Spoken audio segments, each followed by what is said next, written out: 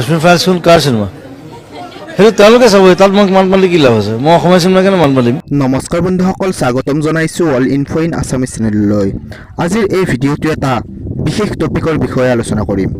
যে বৰ্তমান সকলোতকৈ চৰ্চিত চিনেমা অথবা বৰ্তমান যিখন চিনেমা সকলোতকৈ কণ্ট্ৰভাৰ্চিয়েল চিনেমা বুলি ক'ব পাৰি সেইখন হৈছে দ্য কাশ্মীৰ ফাইলছ সেই চিনেমাখনক লৈ বহুত নেতা অভিনেতাই সমৰ্থন নাইবা বিৰোধিতা কৰিছে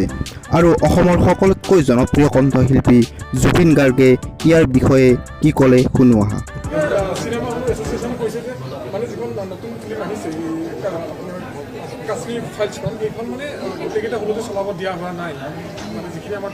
কাশ্মীৰ ফাইলছ কোন কাৰ চিনেমা বাহিৰৰ সেইটো তেওঁলোকে চাব তাত মই মান পালি কি লাভ আছে মই অসমীয়া চিনেমা কেনে মান পালিম তেওঁলোকেতো অসমীয়া চিনেমা কেনে মান নামাতে